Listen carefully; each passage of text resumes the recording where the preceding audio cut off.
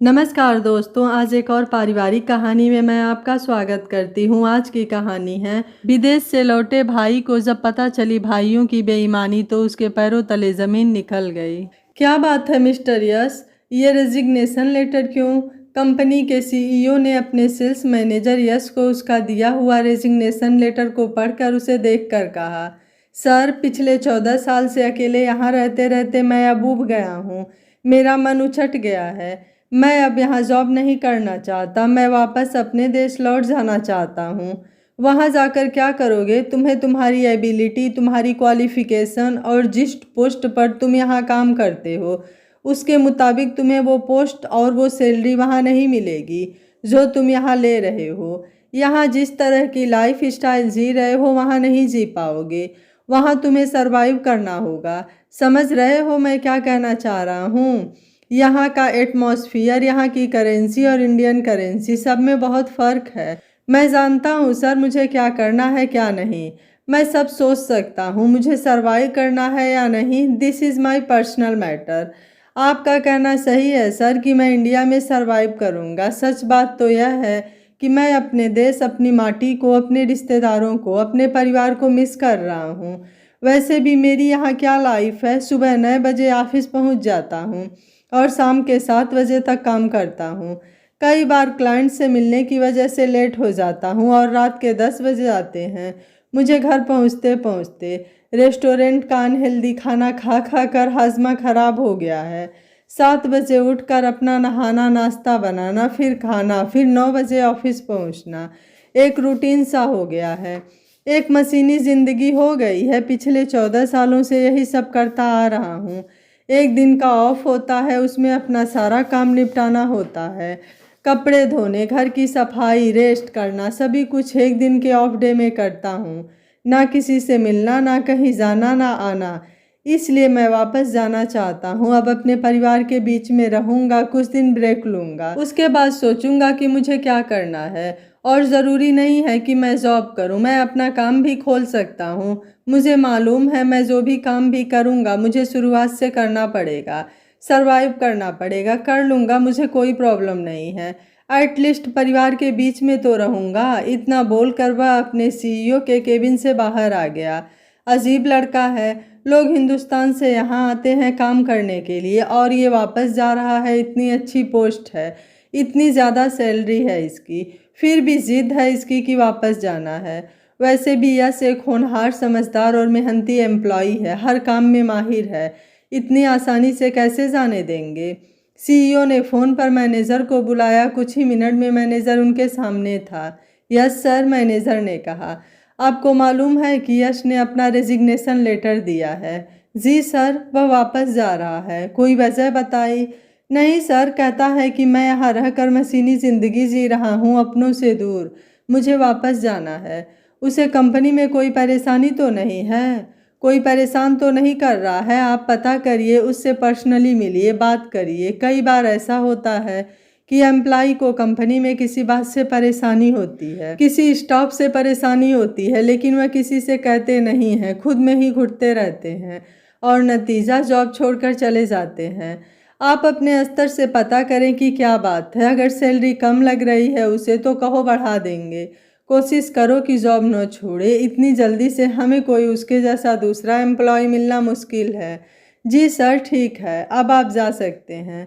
Thank you sir. इतना बोलकर manager साहब केबिन से बाहर निकल गए। यश, तुम्हें मैनेजर साहब बुला रहे हैं, यश के सहयोगी विराज ने यश से फ़ोन पर कहा। उनसे बोलो मैं अभी आ रहा हूँ। इतना कहकर यश अपनी सीट से उठा और मैनेजर साहब के केबिन की ओर बढ़ गया। जी सर, आपने मुझे बुलाया? हाँ आओ बैठो। यश, तुम रिज़ाइन क्यों दे रहे हो? क्या सैलरी कम है या तुम किसी और जगह काम करना चाहते हो? वहाँ सैलरी तुम्हें ज़्यादा मिल रही है। अरे नहीं सर, मैं कहीं काम नहीं करना चाहता अब। इनफैक्ट मुझे यहाँ इस कंट्री में काम ही नहीं करना है। मैं वापस इंडिया जाना चाहता हूँ। I am missing my family and my country. कहीं ऐसा तो नहीं कि तुम्हें इस कंपनी में किसी एम्प्लॉय ने कुछ कह दिया हो या हमसे या सीईओ से कोई प्रॉब्लम हो? नहीं सर, ऐसा कुछ नहीं है। इस कंपनी में मैं तब जब आया था तब महज 22 साल का था, खेलने खाने की उम्र में। आज मैच्योर हो गया हूँ, बहुत कुछ मिस किया है मैंने। और आज तक मुझे कभी किसी ने कोई गलत बात नहीं कही। सब मेरे साथ अच्छे से रहे, मुझे अपने परिवार का सदस्य समझा और अच्छे से ट्रीट किया। मुझे किसी से कोई शिकायत नहीं है। ऐसा हो सकता है तुम्हें सैलरी कम लग रही हो, अगर ऐसा है तो हम तुम्हारी सैलरी बढ़ा देंगे। तुम्हें काम करने के लिए सोचो, जाने के लिए नहीं। सीईओ साहब भी कह रहे थे कि अगर तुम चाहते हो कि तुम्हारी सैलरी बढ़ाई जाए तो हम सैलरी बढ़ाने को तैयार हैं। नहीं सर, मुझे सैलरी भी नहीं चाहिए, मुझे इस कंट्री में काम ही नहीं करना है। मैंने कहा ना, मैं अपने परिवार को मिस कर रहा हूँ, मुझे वापस जाना है। ठीक है, हम तुम्हें कम से कम 6 महीने पहले नहीं जाने देंगे। तुम यहाँ 6 महीने तक काम करो, तब तक किसी अन्य एम्प्लॉय को अपनी पोस्ट के लिए ट्रेंड करो, उसके बाद ही जा सकते हो। क्या सीईओ साहब ने ऐसा कहा कि मैं 6 महीना यहाँ रुकूं? 2 महीने तो रुक सकता हूँ, इससे ज़्यादा नहीं। इतना बोलकर यश केबिन से बाहर निकल गया। यह क्या बात हुई कि 6 महीने तक रुकना पड़ेगा यहाँ पर? ऐसा तो कोई रूल नहीं है, फिर क्यों ड्रामेबाजी हो रही है? यश बड़बड़ाया और अपना सामान समेटने लगा। यश को सीईओ की केबिन की तरफ जाते देखकर मैनेजर साहब जल्दी से बाहर आए और यश को आवाज़ दी और रुकने को बोला। तुम सीईओ साहब से क्या बात करने जा रहे हो? मैनेजर साहब ने पूछा। यही कि मैं 6 महीने क्यों रुकूं? 2 महीने तक रुक सकते हैं, यही नियम है। सीईओ साहब ने कुछ कहा नहीं है, उन्होंने सिर्फ इतना कहा है कि मैं यह पता करूं कि तुम्हें कोई प्रॉब्लम तो नहीं है इस कंपनी में, या कम सैलरी मिल रही है। अगर सैलरी कम है तो बढ़ाई जा सकती है, यह सीईओ साहब का कहना है। बाकी जो मैंने 6 महीने रुकने के लिए कहा है तो वह तो करना ही पड़ेगा, क्योंकि किसी को ट्रेन करने में टाइम तो लगता ही है ना। इस छोटी सी बात को लेकर तुम सीईओ के पास मत जाओ, ठीक है? 3 महीने में ही तुम किसी को ट्रेंड करो। ठीक है, मैं 3 महीने तक रुक सकता हूँ। वैसे सर, अपने मन की बात बताऊँ, मेरा मन कहता है कि बस आज रात ही निकल जाऊँ फ्लाइट लेकर। मेरा मन इतना भर चुका है, यश ने कहा। मैनेजर साहब बोले, हाँ, जब जाने का मन बना ही लो तो ऐसा ही महसूस होता है। चलो आओ, मेरे साथ एक एक कप कॉफ़ी पीते हैं। इतना बोलकर वह अपने केबिन की तरफ मुड़ गए। यश भी पीछे पीछे उनके केबिन में चला गया। आज 3 महीने पूरे हो गए। यश ने अपने सहयोगी विराज को सारे काम में ट्रेन कर दिया था। अब अकेले विराज यश का सारे काम कर सकता था, अतः विराज को असिस्टेंट सेल्स मैनेजर बना दिया गया। कंपनी ने आज यश के लिए फेयरवेल पार्टी अरेंज की है।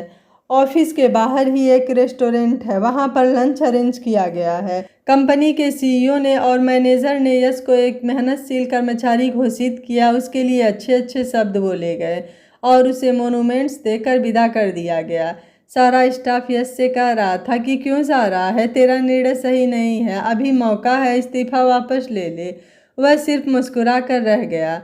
कंपनी के सीईओ बोले कि जब भी दोबारा वापस यहाँ आकर काम करने का मूड हुआ तो हमारे पास आ जाना, हमें आपको दोबारा काम पर रखने में खुशी होगी। यश ने अपना काफ़ी सारा सामान कार्गो के थ्रू इंडिया भेज दिया था। इस वक्त उसके पास सिर्फ 4 बड़े बड़े सूटकेस और एक लैपटॉप और एक हैंडबैग था। नियत समय पर उसकी फ़्लाइट टेक ऑफ कर गई और यश ने अपना सिर सीट पीछे ठिका दिया और आंखें बंद करके बैठ गया। अगले दिन सुबह फ्लाइट लैंड हुई और सभी एयरपोर्ट की तरफ निकल पड़े। यश भी अपना हैंड बैगेज और लैपटॉप संभाले एयरपोर्ट की तरफ निकला। लगेज बेल्ट पर जाकर अपने लगेज का इंतज़ार करने लगा। कुछ ही देर में अपना लगेज लेकर वहां बाहर आया और कैब लेकर अपने घर की ओर निकल गया। यश को देखकर उसका पूरा परिवार बहुत खुश था। सबको उनकी इच्छा के अनुसार गिफ्ट दे दिया था। परिवार में माता पिता के अलावा 2 बहनें जिनकी शादी हो गई थी, एक बड़ा भाई शादीशुदा और एक छोटा भाई कुंवारा है। परिवार में अभी किसी को मालूम नहीं था कि वह नौकरी छोड़कर आया है और फिर कब वापस जा रहा है। अक्सर सभी उससे यही पूछते। अब यश ने अनाउंस कर दिया कि वह जॉब छोड़कर आया है, अब दोबारा नहीं जाएगा। अच्छा, फिर क्या करेगा अब? कुछ नहीं, ब्रेक लूँगा कुछ समय तक, उसके बाद सोचूंगा मुझे क्या करना है। क्या तुम लोग खुश नहीं हो मेरे आने से? यश ने पूछा। नहीं नहीं, ऐसी कोई बात नहीं है, उसके माता पिता बोले। जब तक तुम्हें ब्रेक लेना है लो, आराम करो, ऐसी कोई जल्दबाजी नहीं है, जब मन करे तब काम कर लेना। अगर कहो तो हम तुम्हारे लिए कोई लड़की भी ढूंढ लेते हैं, उसके पिताजी बोले। हाँ, देख लीजिए, मुझे कोई ऐतराज़ नहीं है, लेकिन एक बात बता दीजिएगा कि मैं अब जॉब नहीं करूँगा। मेरा जॉब का मूड नहीं है, न ही वापस अब्रॉड जाने का सोचा है दोबारा। यश को आए 1 महीना हो गया था। इसी बीच यश अपनी जिगरी दोस्तों से मिलने के लिए उनके घर गया। पता चला कोई विदेश में है, कोई अपने शहर से दूर जॉब कर रहे हैं। जो आसपास हैं वे सभी शादीशुदा और अपने परिवार में मस्त हैं। किसी के पास इतना टाइम नहीं कि यश के साथ मिले और घूमे फिरे मस्ती करे। बड़ी मुश्किल से उसने अपने 2 दोस्तों को तैयार किया घूमने के लिए और शिमला घूमने चले गए। 1 हफ्ते तक खूब मस्ती करने के बाद जब लौट कर आए तो दोस्तों के परिवार वालों ने उन दोस्तों को यश के सामने ही डांट दिया कि यश तो खाली है, उसके पास अभी काम नहीं है, लेकिन तुम लोग तो नौकरी पेशा वाले हो, घर गृहस्थी वाले हो, ऐसे कैसे 1 हफ्ते की छुट्टी लेकर अकेले घूमने चले गए? घर वालों की कोई परवाह नहीं है? यश बेचारा अपने आप को अपराधी मानता हुआ वहाँ से वापस आ गया। फिर कभी दोबारा उनको फ़ोन नहीं किया। एक दिन उसने अपने छोटे भाई से कहा कि मैंने तुमसे 2 प्लॉट लेने के लिए कहे थे, ज़रा उनके रजिस्ट्रेशन के पेपर तो दिखाओ और मुझे वह प्लॉट भी दिखाओ, कहाँ है, कैसे हैं, कितनी दूर है, कुछ पता तो चले।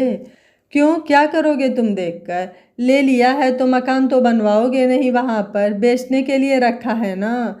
वह तो एक इन्वेस्टमेंट है, तुम्हें उसकी फिक्र करने की ज़रूरत नहीं है। हम हैं ना यहाँ पर, बड़े भाई साहब ने कहा तो यश चुप रह गया। छोटे भाई ने बड़े भाई की ओर देखा और फिर चुप रह गया। मैं सोच रहा हूँ कि उस प्लॉट पर फ्लैट बनाकर बेचूं या रेंट पर दूं, यश ने कहा। अभी तुम शांत रहो, तुम्हें कुछ करने की ज़रूरत नहीं है। उस प्लॉट पर ज़मीनों के रेट बढ़ रहे हैं, इसलिए इन प्लॉट के बारे में सोचना बंद करो। हो सके तो कोई नया प्लॉट ले लो, बड़े भाई ने कहा और उठकर चले गए। यश आज अपने दोस्त रमन से मिलकर आ रहा है। रमन ने उसे बताया कि आजकल जैविक ऑर्गेनिक खेती का बड़ा ट्रेंड है और उसमें बहुत फ़ायदा भी है, और कल ही उसका सेमिनार भी शुरू होने वाला है। रमन ने उसे कन्विंस कर लिया सेमिनार में जाने को। लेकिन मेरे पास खेत कहाँ है, यश ने कहा। खेत तो मेरे पास भी नहीं है, लेकिन हम छोटे किसानों से उनकी ज़मीन वार्षिक किराए पर उनसे ले सकते हैं और उस पर खेती कर सकते हैं। तुम्हें तो पता है कि ऑर्गेनिक फूड कितना महंगा बिकता है और लागत भी इतनी नहीं है। सब आसानी से रिकवर हो जाएगा। और तुम्हें शायद ये भी पता हो कि आजकल पहाड़ में खेती कोई नहीं कर रहा है, सब मैदान बड़े शहरों की तरफ भाग रहे हैं। भारत नेपाल के बीच बॉर्डर पर बसी आदिवासी जाति डोटियाल उनके ज़मीन में फसल बो रहे हैं, खा रहे हैं, और थोड़ा बहुत जो बचता है वह ज़मीन मालिक को दे देते हैं। ऐसी ज़मीनें सस्ते किराए पर मिल जाती हैं। हाँ, आइडिया तो अच्छा है। ठीक है, कल सेमिनार अटेंड करते हैं, फिर आगे की सोचते हैं, यश ने कहा। अगले दिन सेमिनार में दोनों शामिल हो गए। शाम तक उनका अपना एक ग्रुप भी तैयार हो गया। पहले तो शहर के बाहर ही गांव का दौरा किया गया जहां पर ऑर्गेनिक खेती हो रही है। 1 हफ्ता उन गांव में रहकर खेती के बारे में समझा गया, जानकारी ली गई और अगले कुछ दिनों में पहाड़ के गांव में जाने का प्लान बना लिया। यश अपने कमरे में बैठा लैपटॉप पर ऑर्गेनिक खेती के बारे में पढ़ रहा था। उसने भी सोचा कि नौकरी करने से अच्छा है ऑर्गेनिक खेती करना। इससे फ़ायदा तो साफ नज़र आ रहा है। इसका सारा प्रोडक्ट बाज़ार में लगभग 2 गुने दाम में बिक रहा है। यस, आज लड़की देखने चलना है, ज़रा ढंग से तैयार हो जाना, माँ ने उसके कमरे में आकर कहा। जी ठीक है, कहकर यश ने अपना लैपटॉप बंद कर दिया और अपने रूम से बाहर आ गया। माँ कौन है, कहाँ जाना है, क्या करती है, क्या नाम है, कुछ मुझे बताओ आप। बेटा, लड़की ग्रेजुएट है, कुछ काम धाम करती है या घर पर रहती है, यश ने फिर पूछा। वो प्राइवेट जॉब करती है, अच्छी है लड़की, देखने में खूबसूरत है, तुम्हें मैच करती है, चिंता मत करो, माँ ने कहा। ठीक है माँ, यश बोला और तैयार होने को गया। थोड़ी ही देर बाद वे लोग तैयार होकर पहले अपनी बड़ी बहन के यहाँ गए, वहाँ से लड़की के घर चले गए। इस लड़की का रिश्ता बड़ी बहन ने तय कराया था। बेटे, क्या उम्र है तुम्हारी, लड़की वालों की तरफ से पूछा गया। जी 36 वर्ष का हो गया हूँ, यश ने जवाब दिया। और मेरी बेटी अभी 25 साल की है, तुमसे 10-11 साल छोटी है, काफ़ी फासला है, पर ठीक है। क्या जॉब करते हैं आप? क्वालिफिकेशन सॉफ्टवेयर इंजीनियर हूँ और अपनी कंपनी में सेल्स मैनेजर था, लेकिन अब मैं जॉब छोड़कर आ गया हूँ। तो अब क्या करने का इरादा है? फ़िलहाल तो कुछ नहीं कर रहा हूँ, सोच रहा हूँ थोड़ा ब्रेक ले लूँ, उसके बाद ही सोचूंगा कि मुझे क्या करना है। कितना वक्त हो गया आपको दुबई से आए हुए? यह 5वां महीना है। मिस्टर यश, हम आपको एक बात बताएं कि आज के परिवेश को ध्यान में रखते हुए एक युवक को 23-24 साल तक उच्च शिक्षा ग्रहण करने के बाद अच्छी नौकरी कर लेनी चाहिए। जैसा कि आपने किया। 30 साल की उम्र में कुछ बैंक बैलेंस होना चाहिए जो कि आपके पास होगा। 35 साल की उम्र में उसके पास 4 पहिए वाली गाड़ी होनी चाहिए। 45 साल की उम्र में उसके पास अपना मकान होना चाहिए और 55 साल की उम्र तक इतना कमा ले कि 60 साल की उम्र में रिटायर होने के बाद वह आराम से बैठकर खा सके, किसी चीज़ की कमी ना हो और अपने बच्चों की परवरिश भी कर सके। और आप है कि आप इस कमाने की उम्र में ब्रेक लेना चाहते हैं। यही उम्र है कमाने की, आप ब्रेक की मत सोचिए, अभी आप कमाने की सोचिए।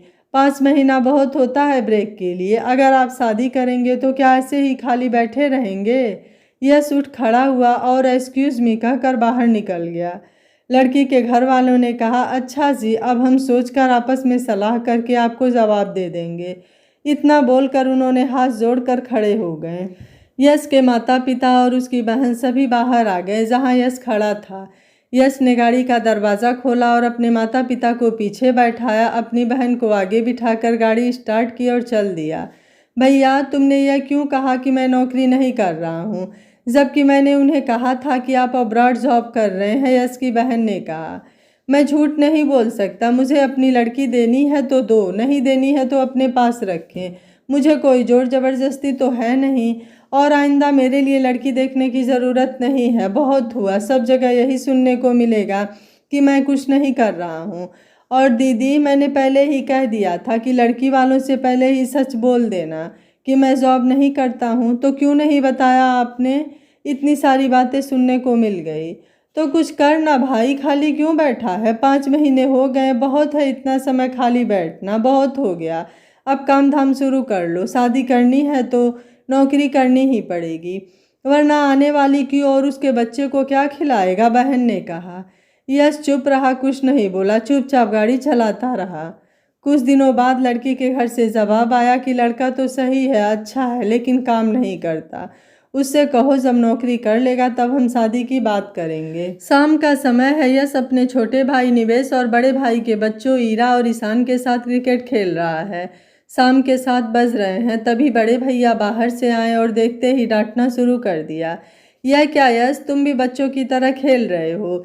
यह समय बच्चों को पढ़ने का समय होता है, कम से कम इनको होमवर्क ही करवा देते, कुछ पिछले पाठ ही याद करवा देते। बड़े भाई ने स्कूटर खड़ी करते हुए कहा। आज तो पापा कुछ ज़्यादा ही गुस्सा हो गए, ईशान ने कहा। हाँ, चाचू से ना कुछ ज़्यादा ही नाराज़ रहते हैं, ईरा बोली। तुमसे किसने कहा चाचू से नाराज़ रहते हैं? यश ने पूछा। मम्मी से ना आपके लिए कुछ ना कुछ कहते रहते हैं कि काम नहीं करता, खाली बैठा रहता है, ऐसे कैसे काम चलेगा, ऐसी ऐसी बातें करते हैं, और भी बहुत कुछ कहते हैं, हमें याद नहीं है, ईशान और ईरा बोलने लगे। तभी छोटे भाई ने उनको डांटा और एक तरफ भगा दिया। क्यों बे निवेश, यह सब क्या है? मैं खाली बैठा हूँ इसलिए सब मेरे ऊपर खार खाए बैठे हैं, तू भी सोचता है क्या? ना भाई, मैंने क्या सोचना, मैं क्यों सोचूंगा, मैं भी तो खाली हूँ, इतना बोलकर हंस दिया। लेकिन तू खाली क्यों है, कुछ करता क्यों नहीं? ये लो, खुद तो कुछ करते नहीं, मुझे कह रहे हो कि मैं कुछ करता क्यों नहीं? निवेश हंसने लगा। अरे भाई, मैं तो जॉब कर चुका हूँ और कुछ समय के लिए ब्रेक ले रहा हूँ, हमेशा ऐसे ही खाली थोड़ी ना बैठूंगा, कुछ ना कुछ तो करूँगा ही। तुम लोग भी ना पता नहीं क्या सोच रहे हो मेरे लिए। कहीं ऐसा तो नहीं कि मैं जब तक दुबई में काम करता था तो मैं तुम लोगों की नज़रों में हीरो बन गया और आज काम नहीं कर रहा हूँ तो मैं ज़ीरो हूँ, मेरी कोई औकात ही नहीं है, यश ने कहा। अरे भाई, आप बात को क्यों बढ़ा रहे हो? ऐसी कोई बात नहीं है, अगर बड़े भाई साहब ने ऐसा कुछ कह भी दिया तो क्या हुआ, एक कान से सुनो एक कान से उड़ा दो, मैं भी यही करता हूँ। इतना बोलकर हंसते हुए निवेश भी वहाँ से चला गया। यश अकेला खड़ा सोचता रह गया। मैं इन लोगों के लिए वापस आया यहाँ पर, इन लोगों को मिस कर रहा था मैं इतने सालों से, और इन लोगों का ये रवैया। ब्रेकफास्ट के बाद यश अपने पिता के साथ बैठ गया और बोला, पापा, मेरे अकाउंट में कितने पैसे हैं और कहाँ कहाँ पर आपने इन्वेस्ट किया है, सब मुझे बता दे ताकि मैं देखूं कि मेरे पास कितनी धनराशि है और अपना काम करने के लिए मुझे कितना और चाहिए। बेटे, इस बारे में तू बड़े भाई से बात कर ले, वही सारे पैसे इन्वेस्ट करता रहता है। क्या? मैंने तो आपसे कहा था कि आप करिए, आप तो इस काम में माहिर हैं, आप तो एक रिटायर्ड अकाउंट मैनेजर रहे हैं, तो ऐसा क्या हुआ कि आपने खुद नहीं किया? अरे भाई नाराज़ क्यों होता है? आखिर तेरा बड़ा भाई है, तेरे लिए बुरा तो सोचेगा नहीं।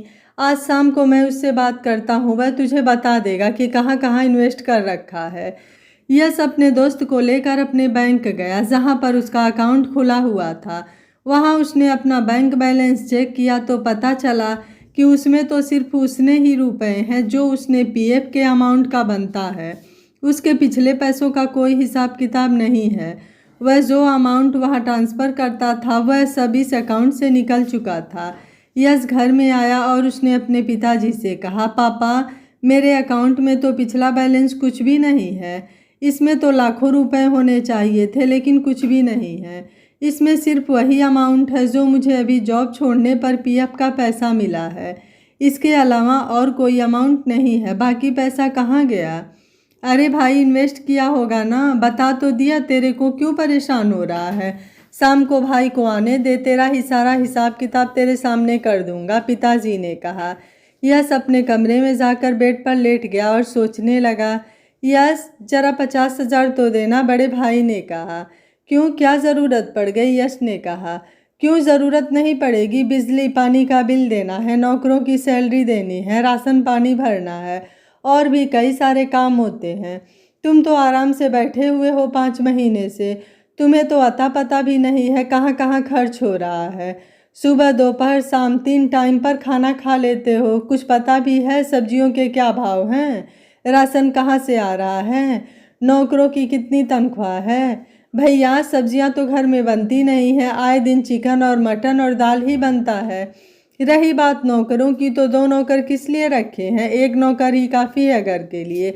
अब तू मुझे सिखाएगा कि घर में नौकर कितने रखे हैं और हमें सब्जी खानी है या मटन खाना है? बड़े भाई ने आंख तरेरते हुए कहा। भाई साहब, पापा हार्ट और डायबिटीज़ के पेशेंट हैं, उन्हें रोज़ ही चिकन मटन देना सही नहीं है, यह तो आप भी जानते हैं। भाभी और मम्मी को भी थायराइड की प्रॉब्लम है, इन्हें भी चिकन मटन से परहेज़ करना चाहिए। इनका वेट कितना हैवी हो रहा है, आप देख रहे हैं। इन्हें अपने वेट पर कंट्रोल करना चाहिए। रही बात नौकरों की, तो 1 नौकर ही काफ़ी है बाहर के काम करने के लिए। क्यों फालतू में 2 नौकर रखे हुए हैं? 1 नौकर गाड़ियाँ धोता रहता है दिन भर या फिर गमलों में पानी देता है, इसकी क्या ज़रूरत है? यह तो हम सब भी कर सकते हैं, इसको निकाल दीजिए। 1 नौकर ही काफ़ी है जो बाहर का काम कर ले, सुबह शाम सब्जियां ले आए, गाड़ी धो ले। गार्डनिंग के लिए रोज़ 2 घंटे काम करने वाले मिल जाते हैं माली, उनसे काम ले लीजिए। तू पैसे दे रहा है या नहीं, मुझे इस बात का जवाब दे, मैं तुझसे ज्ञान बटोरने नहीं आया हूँ। यश ने अपने चेक बुक से एक चेक 50,000 रुपयों का काटा और भाई के हाथ में रख दिया। भाई साहब चेक लेकर चले गए। शाम को बड़े भाई आए और अपने कमरे में जाकर चाय पी रहे थे। यश ने अंदर आने की इजाज़त मांगी। आ जाओ, भाई ने कहा। यश उनके सामने जाकर खड़ा हो गया। बोलो क्या बात है, भाई ने पूछा। भाई साहब, आपने कहाँ कहाँ इन्वेस्ट किया है, मेरा अमाउंट उसका हिसाब दे दीजिए। मैं चेक करना चाहता हूँ और देखना चाहता हूँ कि मुझे क्या काम करना चाहिए उन पैसों से। अरे भाई, वह पैसे ऐसे ही थोड़े तेरे को हाथों हाथ मिल जाएंगे। कोई 5 साल के लिए लॉक्ड है, कोई 3 साल के लिए लॉक्ड है और कोई 10 साल के लिए। ऐसे कैसे पैसे मिल जाएंगे? लेकिन उनकी बिना पर लोन तो मिल जाएगा, इसलिए मुझे इन्वेस्टमेंट के सर्टिफिकेट डॉक्यूमेंट्स ही दे दीजिए। ठीक है, घर पर तो रखे नहीं है, लॉकर में है, कल लाकर दे दूंगा, बड़े भाई साहब ने कहा। ठीक है, इतना बोलकर वह बाहर आ गया।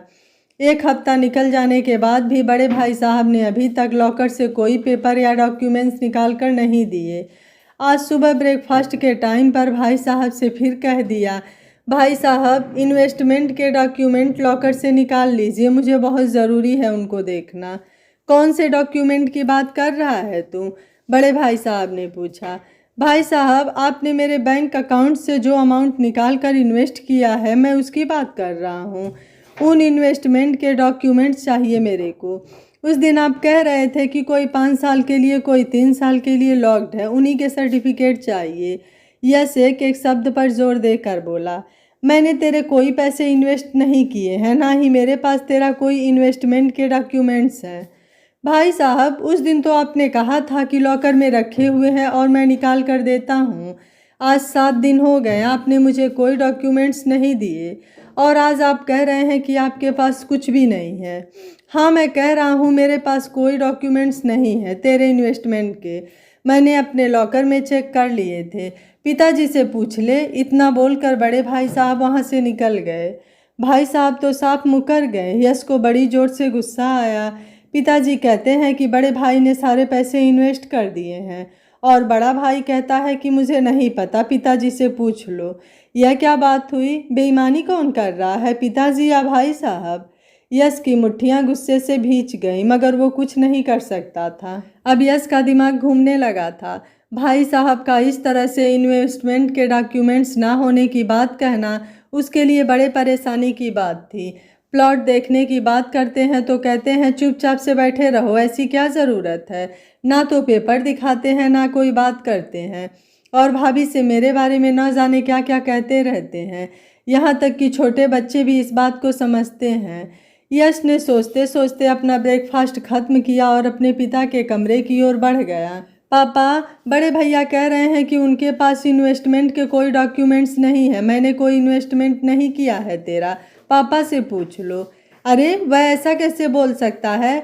फाइनेंस एडवाइज़र तो वही लेकर आया था। हर महीने जो SIP जाती है तेरे अकाउंट से, कई सारे म्यूचुअल फंड है तेरे नाम से, कई कंपनियों के शेयर ले रखे हैं। ठहर ज़रा, इस फाइनेंशियल एडवाइज़र को फ़ोन करता हूँ। इतना कहकर पिताजी ने उस एडवाइज़र को फ़ोन मिलाया। एडवाइज़र के फ़ोन पर आते ही पिताजी ने उसे तुरंत आने को कहा।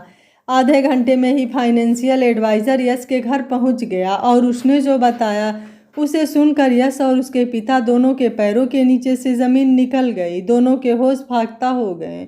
फाइनेंशियल एडवाइज़र ने बताया कि यश के नाम से सिर्फ एक इन्वेस्टमेंट है जो कि पिछले कई सालों से चला आ रहा है। बाकी लेटेस्ट कोई इन्वेस्टमेंट नहीं है। सारे इन्वेस्टमेंट बड़े भैया के नाम से ही हैं या उनकी बीवी और उनके बच्चों के नाम से हैं। SIP भी उन्हीं के नाम से दी जा रही है। यश ने तुरंत ही SIP को रोक देने का ऑर्डर किया। यश का माथा ठनक गया। 14 साल तक वह कमाता रहा और उसकी कमाई का कोई भी हिस्सा उसके नाम पर नहीं है। अब उसे अपने प्लॉट चेक करना था कि वह उसके नाम पर है या नहीं। कहीं उस पर भी तो किसी और का नाम ही नहीं चढ़ा हुआ है। पापा, मैंने बड़े विश्वास से आपको कहा था कि आप मेरे नाम से इन्वेस्ट कर दें और आपने। मैं क्या करता बेटा, मुझे तो कह दिया कि आप घर में रहो, सारे काम मैं कर लिया करूँगा। तेरी चेकबुक और तेरा बैंक का डेबिट कार्ड उसने ही ले लिया मेरे से। मैं तो उस पर विश्वास करता रहा कि वह तेरे नाम पर इन्वेस्ट कर रहा होगा। मुझे क्या मालूम था कि वह इतना बेईमानी कर रहा है। आने दे, शाम को मैं बात करता हूँ। वह शाम कयामत की शाम थी। जैसे ही बड़े भाई घर पर आए उन्हें पिताजी ने अपने कमरे में बुलवा लिया। वहाँ यश भी आ गया। बेटा, आज फाइनेंशियल एडवाइज़र मिस्टर हरिशंकर आए हुए थे। उनसे बात हुई और पता चला कि यश के नाम पर कोई भी इन्वेस्टमेंट नहीं है। यश के पैसों से सारा इन्वेस्टमेंट तूने अपने नाम पर कर रखा है, अपने बीबी के नाम पर कर रखा है, अपने बच्चों के नाम पर कर रखा है। पिताजी ने कहा। कैसी बात कर रहे हैं पिताजी? आप उस 2 टके के फाइनेंशियल एडवाइज़र की बात पर यकीन मान गए। आपको मेरी बात पर यकीन नहीं है? मैंने जितना भी अपने नाम पर इन्वेस्टमेंट किया है वह सिर्फ मेरा पैसा है, उसमें यश का कोई पैसा नहीं है। तो फिर यश का पैसा कहाँ है? मैं क्या जानूँ यश का पैसा कहाँ है? आप जानिए, आपको पता होना चाहिए। क्यों? डेबिट कार्ड और चेक बुक तो तेरे पास हैं, तू ही इस्तेमाल करता था और करता है, अभी भी तेरे पास हैं, पिताजी ने कहा। बड़े भैया ने अपनी जेब से पर्स निकाला और उसमें से डेबिट कार्ड निकाल कर यश के सामने फेंक दिया। यह ले तेरा डेबिट कार्ड। बैंक में पैसा हो तो डेबिट कार्ड भी काम आता है। फक्कड़ कहीं का, सारे पैसे न जाने कहाँ फूंक दिए। अब मेरे ऊपर इल्ज़ाम लगा रहा है। मुझे मेरे प्लाट के रजिस्ट्री के पेपर चाहिए, यश बोला। मैं क्या जानूँ तेरे प्लाट की रजिस्ट्री के पेपर कहाँ हैं? क्या है, मुझे कुछ नहीं मालूम। इतना बोलकर वह कमरे से बाहर निकल गए। पापा, यह सब क्या है? मैं क्या सुन रहा हूँ, मैं क्या देख रहा हूँ? मुझे समझ में नहीं आ रहा है। यश अपना सर पकड़कर बैठ गया। प्लॉट के पेपर किसके पास हैं? यश ने फिर कहा। पिताजी ने यश की तरफ देखा मगर कुछ नहीं बोले। तभी उसकी माँ बोली, जग जाहिर है बड़के ने अपने और अपनी बीबी के नाम पर कर दिए हैं। प्लॉट के पेपर भी उसी के पास रखे हैं, हमने नहीं रखे। यश ने अपने छोटे भाई निवेश को फ़ोन किया कि तुरंत उसके पास आए और वह पापा के पास बैठा है। कुछ ही देर में निवेश वह वहाँ पहुँच गया। निवेश, मैंने तुझे कहा था प्लॉट देख और उसकी रजिस्ट्री कर। यह बता कि प्लॉट किसके नाम पर है और प्लॉट की रजिस्ट्री के पेपर किसके पास हैं। एक प्लॉट तो बड़े भैया के नाम पर है। इतना बोलकर निवेश चुप हो गया। हाँ आगे बोल, दूसरा प्लॉट किसके नाम पर है? क्या तेरे नाम पर है? हाँ मेरे नाम पर है। जब एक प्लॉट बड़े भैया अपने नाम पर कर सकते हैं तो दूसरा प्लॉट मैं अपने नाम पर क्यों नहीं कर सकता? तुम तो वैसे भी विदेश में अच्छी कमाई कर रहे हो, इसलिए हमने प्लॉट अपने नाम करा लिए। मैंने तुम्हें अपना मुख्तार आम इसलिए बनाया था ताकि तुम मेरे लिए प्लॉट खरीदो मेरे नाम से, लेकिन तुम लोगों ने अपने ही नाम से खरीद लिए। हद होती है बेईमानी की, वह भी अपने भाई से। निवेश ने कोई जवाब नहीं दिया और वह कमरे से बाहर चला गया। यश की आंखों से आंसू आ गए थे।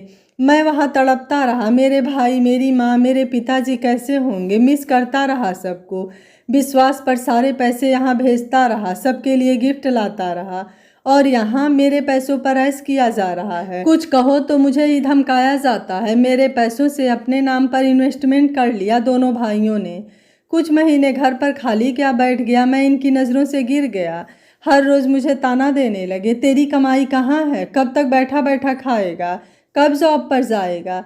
दिन रात भी सुनाते रहे मुझे। कभी माँ कहती है खाली क्यों बैठा है, कभी पिताजी कहते हैं कुछ करता क्यों नहीं, भाई कहता है तुझे क्या पता कितना खर्चा घर में होता है, और छोटा भाई तो उन सब से बढ़कर निकला। चुपचाप से प्लाट मेरे पैसों से खरीद कर अपने नाम पर कर लिया।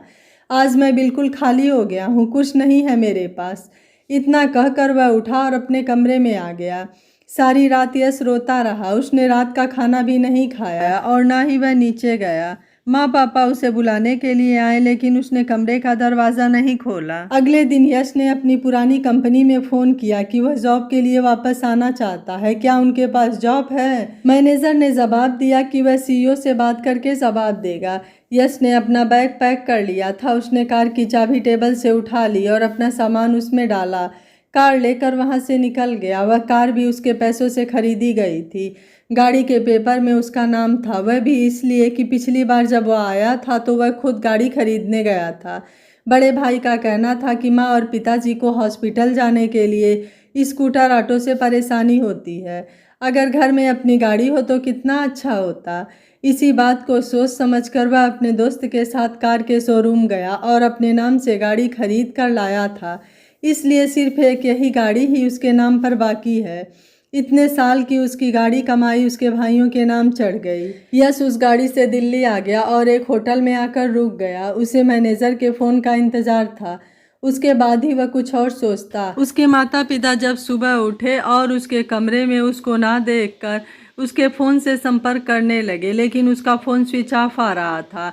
उन्होंने उसे खोजने की हर संभव कोशिश की, लेकिन वह उन्हें कहीं नहीं मिला। उन्हें अपनी गलती का एहसास था और अपने बेटे द्वारा किए गए धोखे का दुख। उन्होंने अपने दोनों बेटों को बुलाकर कहा, तुमने प्रॉपर्टी के लिए अपने हीरा जैसे भाई को खो दिया। एक दिन तुम लोगों को इसके लिए ज़रूर पछताना पड़ेगा। आज 3 दिन हो गए उसे दिल्ली आए हुए। उसने एक बार फिर मैनेजर को फ़ोन लगाया।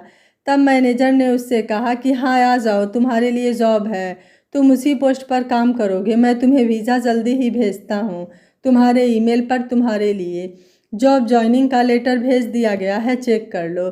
Thank you sir, thank you very much बोलकर उसने फ़ोन काट दिया। वह कार जिस कंपनी की थी उसी कंपनी की दिल्ली ब्रांच को वापस भेजती। अगले 1 हफ्ते बाद ही वहाँ दिल्ली एयरपोर्ट से दुबई पहुँच गया और वहाँ जाकर अपनी कंपनी में जॉब ज्वाइन कर ली। आज यश को 5 साल हो गए हैं और उसने भारत में भी काफ़ी प्रॉपर्टी कर ली है, लेकिन वह कभी अपने माता पिता और भाई बहनों से मिलने नहीं गया। और उधर इन 3 सालों में उसके दोनों भाई दाने दाने को मोहताज हो गए, क्योंकि बेईमानी से कमाया गया धन बेईमानी में ही चला जाता है। उसके भाई का प्रॉपर्टी पर किसी गुंडे बिल्डर ने ले लिया और ज़बरदस्ती अपना कब्जा कर लिया। सारा ऐशो आराम यश के भेजे हुए पैसों से था। नौकर चाकर सब खत्म हो गए। जब उनके पास खुद खाने को नहीं था तो उन्होंने माता पिता को भी किनारे कर दिया। यश एक बार भारत गया था। उसे किसी तरह से अपने माता पिता की हालत का पता चला। उसे बहुत दुख हुआ।